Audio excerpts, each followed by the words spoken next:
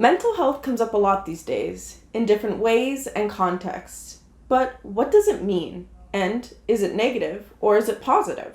Mental health refers to our psychological, emotional, and social well-being.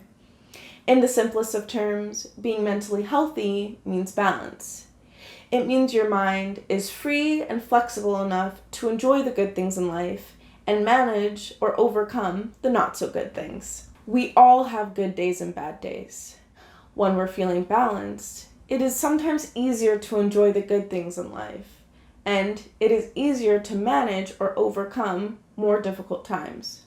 However, when we're off balance, our highs and lows can be really difficult and unpleasant, and sometimes those tough times can be impossible to manage. But how do others describe mental health? The World Health Organization says it's more than just merely the absence of disease. Their official definition says that mental health is a state of well-being in which the individual realizes his or her own abilities, can cope with the normal stresses of life, can work productively and fruitfully, and is able to make a contribution to his or her own community. Now, this is just one definition. Let's take a closer look. When you think about it, mental health is a lot like physical health, and the two are often interlinked. When you're physically healthy, eating well, exercising, sleeping well, and listening to your body, you feel good. Maybe not every day, but most of the time. When we're physically healthy, we can rely on our body to carry out those activities that we want to do in our daily life. However, when we're not so physically healthy, those daily activities can be extremely strenuous and difficult, and it can take extra time and energy to regain strength again. Now, the same is true for our mind. When we're feeling mentally healthy, we feel free and capable.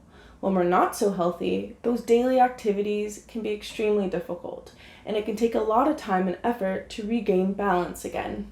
Of course, some mental and physical situations are more complex. For instance, someone living with a significant mental illness, such as depression, anxiety, schizophrenia, or bipolar disorder, could be compared to someone with a physical illness that requires special treatment in order to improve or recover. One way to conceptualize these matters of the mind is by exploring something that is called the dual continuum model of mental health. That is just a fancy way of saying that though mental health and mental illness are often related, they are two separate and distinct concepts. The model is divided up into 4 quadrants. On the x-axis is a continuum of serious mental illness on one end and no mental illness symptoms on the other end. On the y-axis is a continuum of poor mental health, languishing, on one end, and optimal mental health, flourishing, on the other end. Each of us fits somewhere in the quadrant at all times of our lives. However, we may not stay in the same place.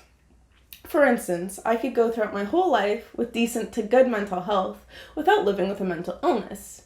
However, something could happen and induce a spell of poor mental health. A friend of ours might be struggling with their mental health and also living with a mental illness. But with the proper help and support, they may be able to find balance and enjoy their life while living with a mental illness.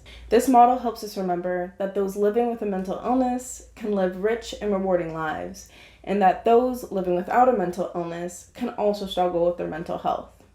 It also reminds us that there are skills, knowledge, and attitudes that can help promote positive mental health, and that literacy around mental illness, understanding symptoms and treatments, is important to us all.